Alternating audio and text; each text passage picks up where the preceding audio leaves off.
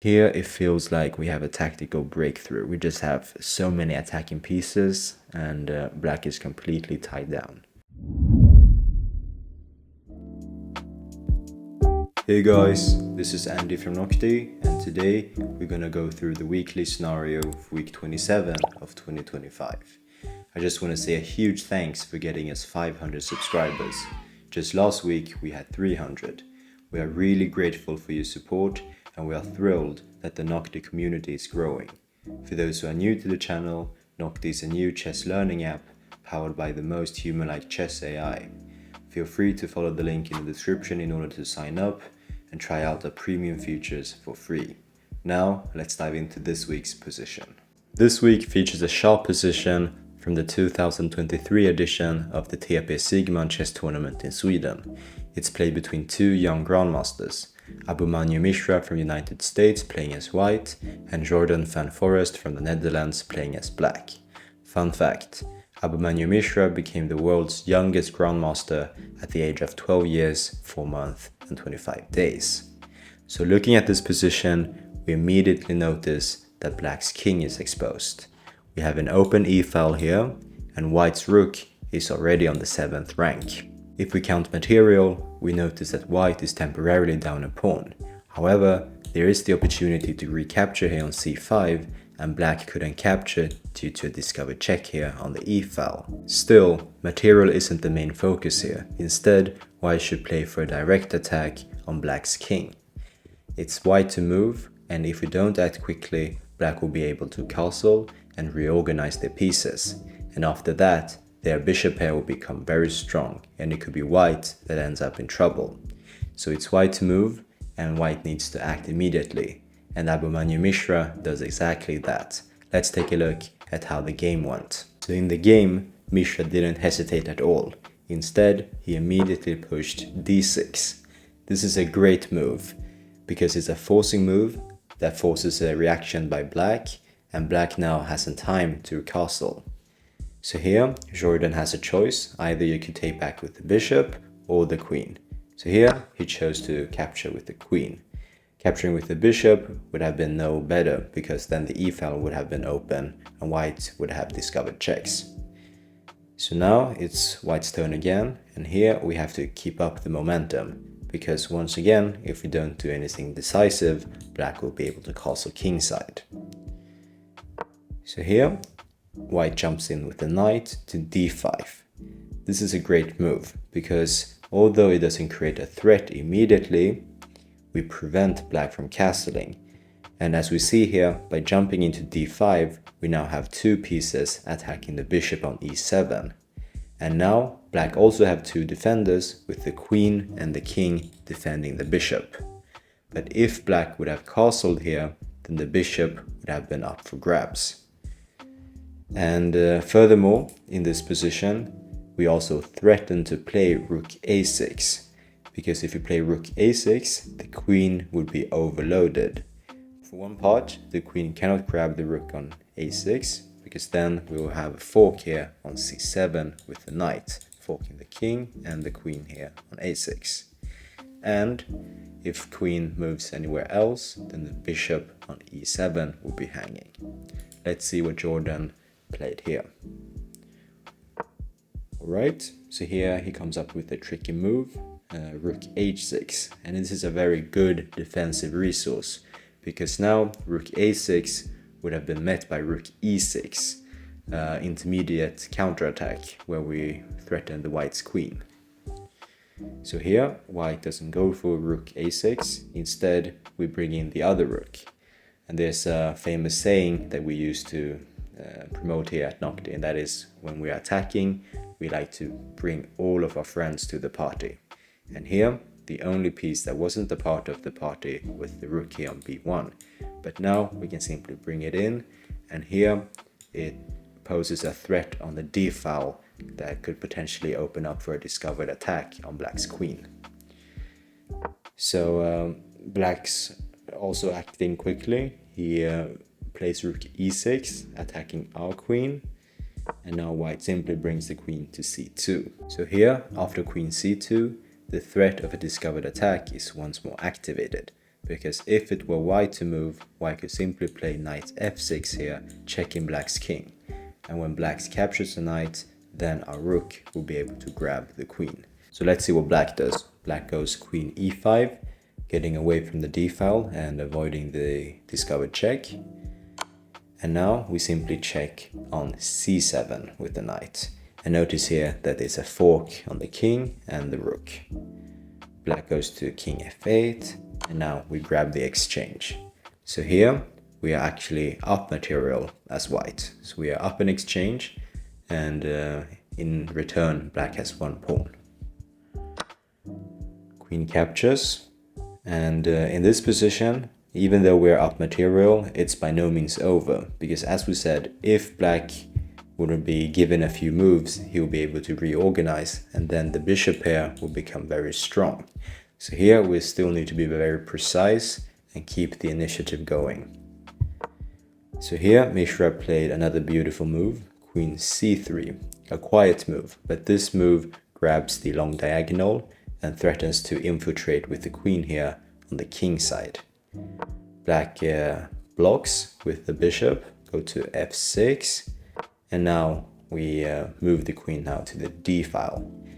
So with this move, we are creating a threat on the bishop on d7, because now we have 3 attackers attacking it, when black only has 2 defenders.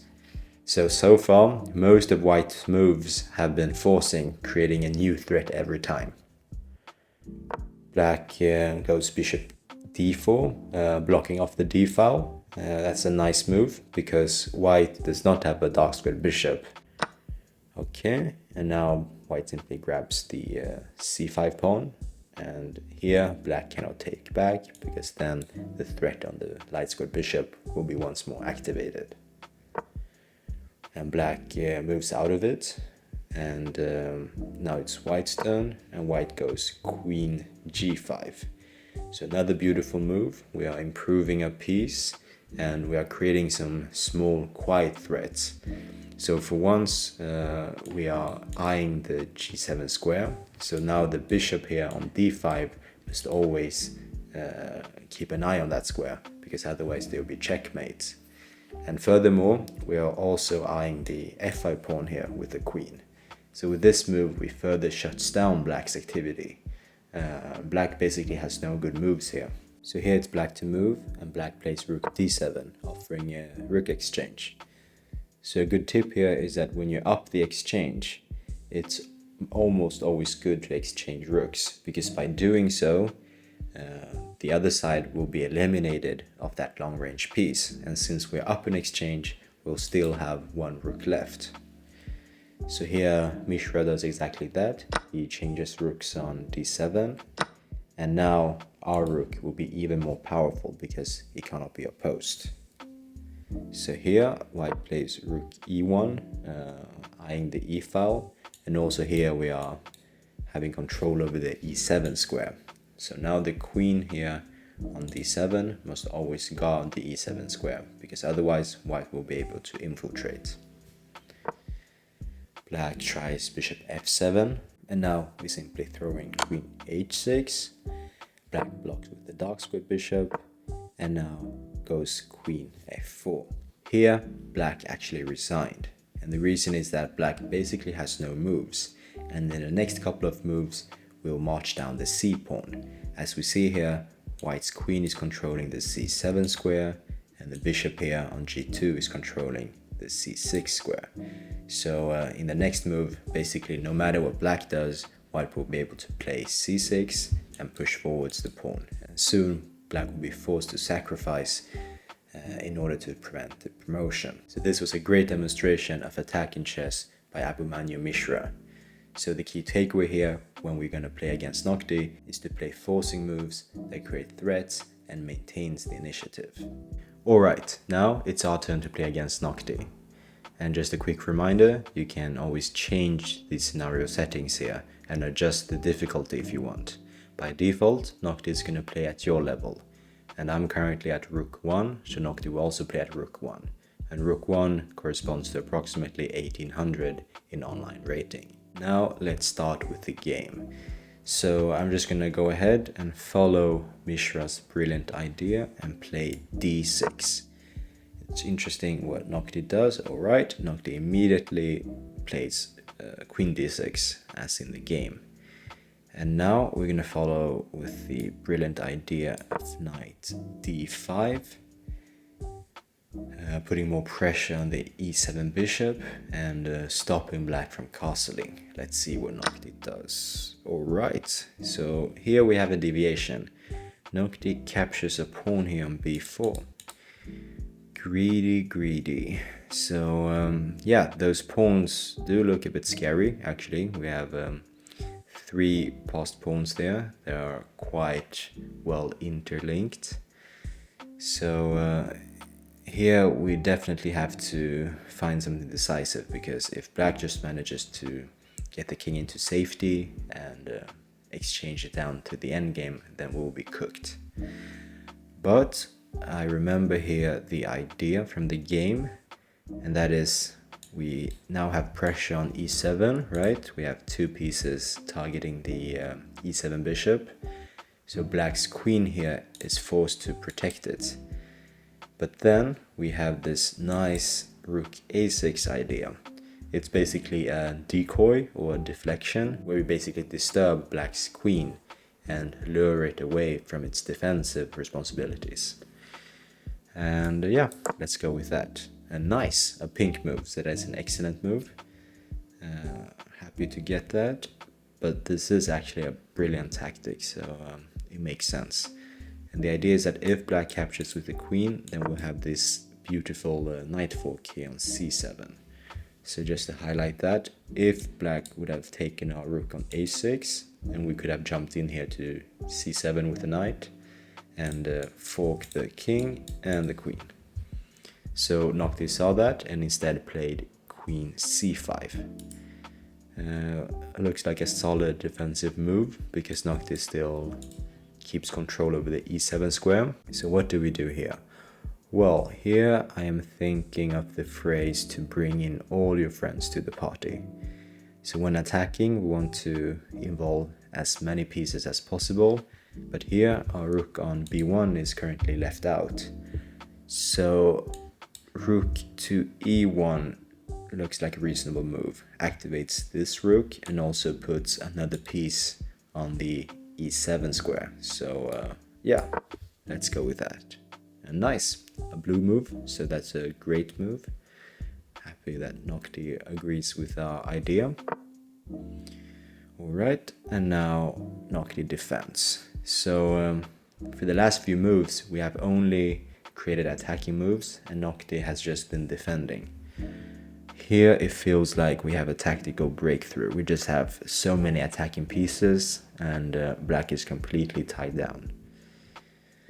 Yeah, I see a good move here. So we have a pin on the e file, pinning the black's bishop. And then we have a knight here that could jump into f6. Since the bishop is pinned, the bishop can't take on knight. So the knight will be forking the black king and rook, and we'll win. We'll win a whole rook actually. So let's go with that. Black must move the king somewhere, and then we'll take the rook. Yeah, we'll probably take the rook if we can't find anything even stronger, that is to say.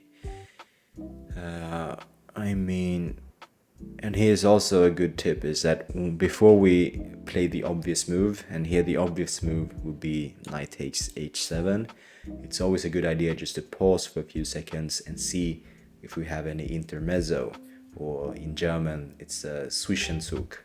It's an in-between move.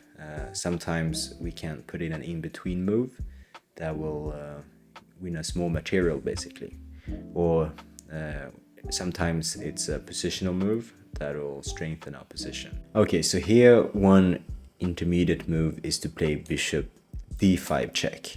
So the bishop is protected by the knight, and by checking here black must move the king.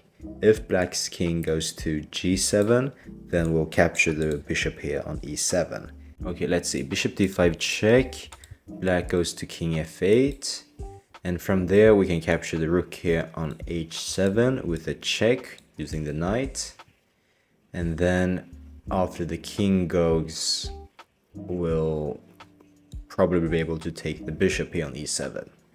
Yeah, I think it looks promising. Let's try with this. Nice. So really happy that we found this Zwischenzug in German.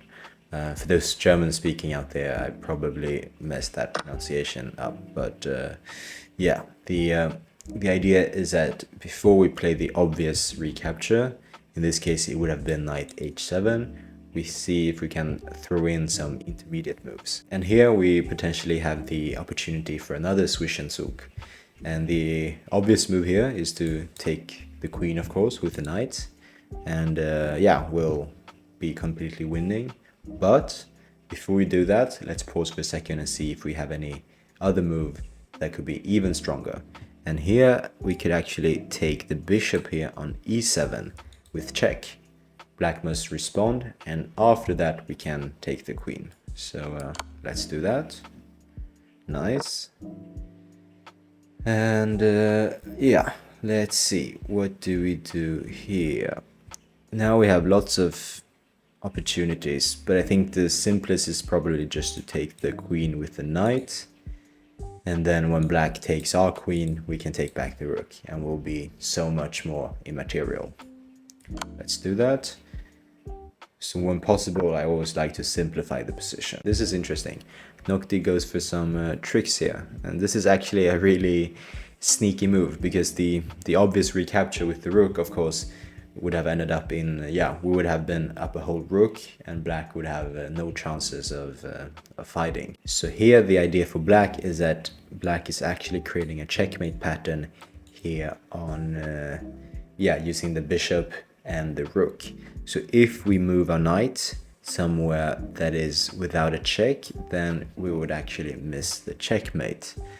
It's actually it's a good trick, but of course we are careful so we don't fall for that.